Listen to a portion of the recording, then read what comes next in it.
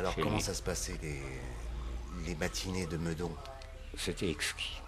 Il parlait très très bien et il ne parlait pas exactement comme il écrit. C'est là où on voit l'écrivain. Il parlait très très... Oui, alors lui, il était bourré de brouillon.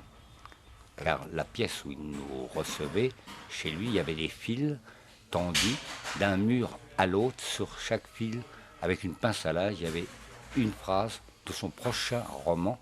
Et en fait, Marcel, Céline écrivait une phrase par page au maximum. Il écrivait très gros, très long et très très beau. Il y avait des pinces à linge. Pourquoi Partout, partout, partout, partout. Pas pour qu'il les ait sous les yeux aussi, parce que s'il faut qu'il... Ah non, parce qu'il fait des manuscrits de 2000 pages, 3000 pages, avant de... Et alors qu'est-ce que vous racontiez On avec Marcel Aimé et Roger Nimier? On parlait de tout. De tout. Tout, tout, tout, sauf de sport, sauf de l'alcool et sauf du tabac. Mais à part ça, tout. Tout. Tout y le monde passait. y avait droit. Il y avait la politique. Il y avait la politique, il y avait la maison Gallimard, Ouais. et puis alors il y avait Nimier qui voulait que Céline ait le Nobel.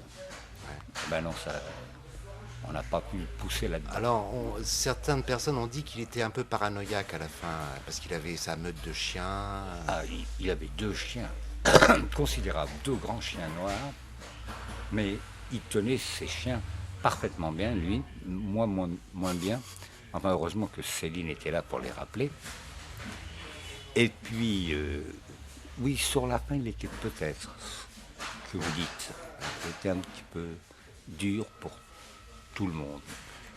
Il y avait une chose qu'il faisait, il écrivait beaucoup, il lisait beaucoup de journaux.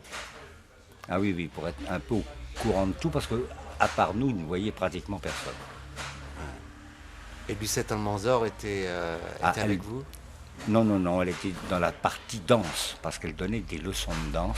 Même le dimanche matin? Ah oui, oui, le dimanche matin, elle avait tout le temps quelqu'un, des jeunes femmes, des jeunes filles, que nous lorgnions, oui, quand même, pour bien lui montrer que la vie n'était pas entièrement terminée pour nous. Il adorait lui-même les ballerines. Hein. Il les a aimées beaucoup, oui, oui. Il aimait aussi les étrangères. Oui, et parfois il avançait un petit peu sa biographie dans ce sens-là.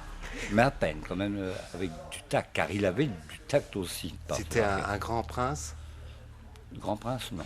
C'était un dandy? Non, oh, il avait l'air d'un clochard dans sa maison, comme il ne sortait pas de sa maison. Donc c'est un clochard 24 heures sur 24. Il avait les cheveux longs pour l'époque. Des cheveux immenses, des barbes souvent à moitié poussées. Oh là, c'était très très particulier. Il avait un débit de parole quand même bizarre. Ça dépend. Si quand il s'adressait au téléphone à des gens qu'il connaissait mal, alors là, il gueulait. Ou bien Mais autrement, non. Dans la conversation, il était très correct. Ouais.